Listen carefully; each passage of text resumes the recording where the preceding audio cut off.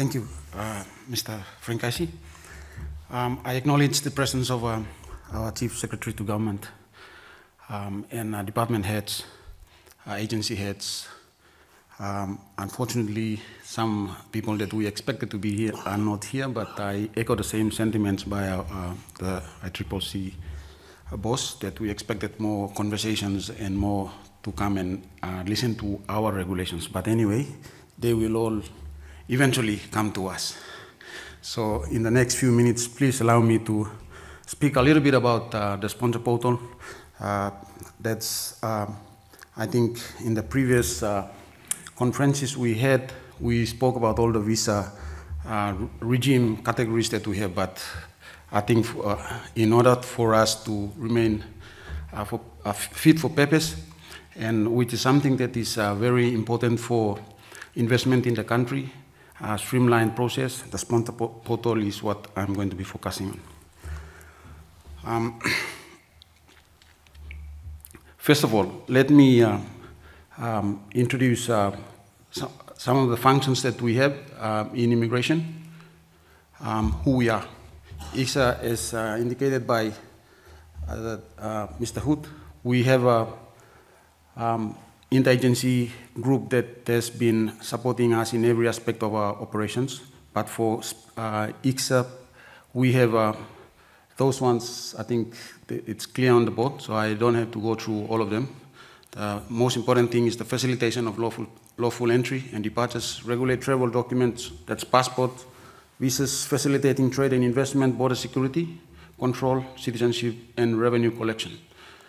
The revenue that we collect is it all goes to the consolidated revenue managed by the finance department, but they give us a portion of that to run our operations. The main reasons for the transfer of work permit function, I think you would recall I think back in 2021, there was a government decision made to merge the work permit function with ICSA because it was realized that some of the process involved was causing a lot of bureaucratic red tape, and as a result, causing inconveniences for people who have applied for work permits, and that includes investors. Two different agencies simultaneously operating two separate processes has been a big issue. So that's what we have done in the last 24 months. It's not easy. It's not been very easy for us to identify a developer who has now helped us with creating the sponsor portal platform. I'll explain a bit about the sponsor portal in due course. What it entails is one application. For those who have applied for visas online on our website, which I think a few more slides away from now, if you log on to the immigration website, that's www.icsa.gov.pg, you will see the different options that you have available. So it works the similar way. The developer who has assisted us has matched the application forms that you normally get from labor. There are, I think, about 5 pages of application that is now gone online. So you don't need to bring all the printed documents and bring them to immigration for processing and assessment. Everything is now online. So what happens is you can apply from anywhere, anytime, as long as you have internet. The payment process is also there. It's online through a gateway. You don't need, it's cashless.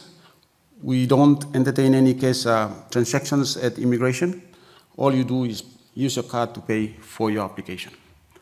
It's all monitored and transparent, and we ensure that we monitor that effectively to ensure that we are not receiving fraudulent receipts. It has happened before. Some people are very smart. We have detected that and dealt with those individuals.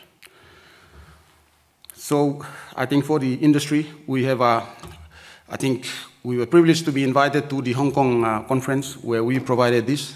We did a launch 2 weeks ago, soft launch. Some companies, Puma Energy, Total, they were there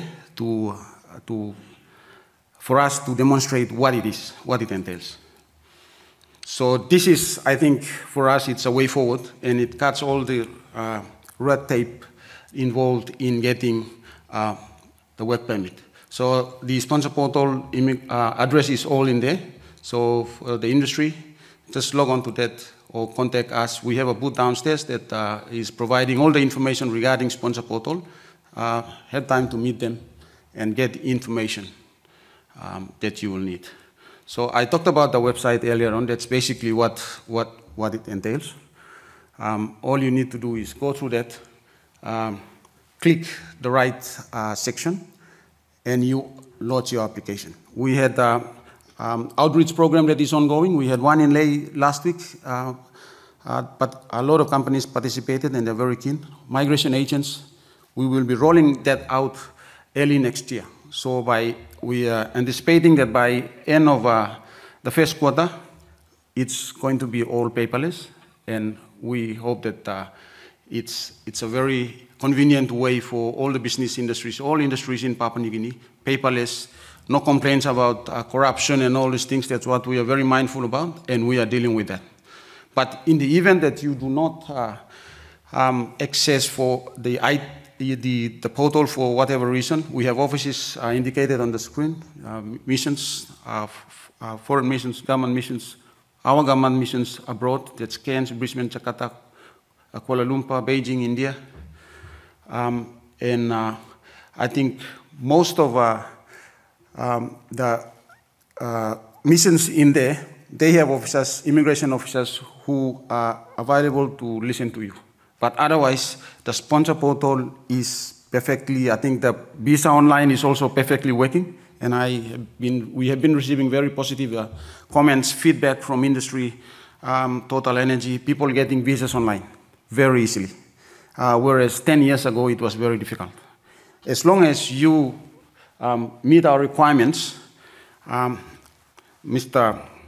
colleague talked about the IPA being the first point of contact. You register your business, make sure you get all your statistics done, but you also comply with our requirements. That's basically what we are here to talk about. As long as you meet the requirements are met, you get the visa straight away, instantaneously.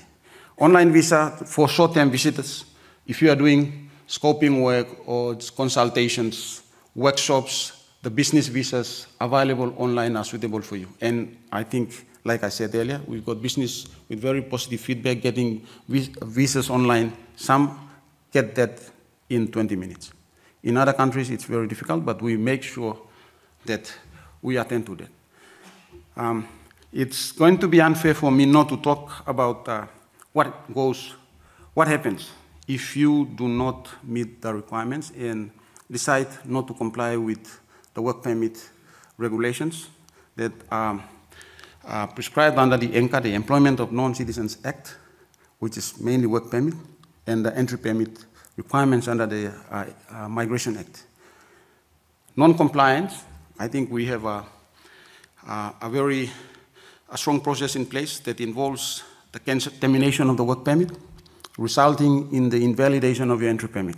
Once that happens, we refer that to the instruments to the First Legislative Council, that is the office, small office, very powerful small office located in the Prime Minister's Department, to issue the deportation orders.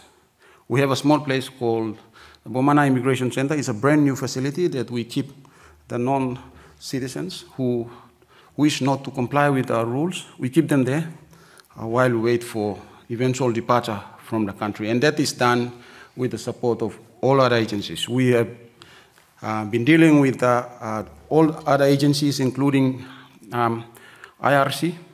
Those people who are evading tax, they call us because we have powers to do that, make you unlawful, and then we can decide, send you nicely home to where people come from. So those are just basic information that we need to be aware of.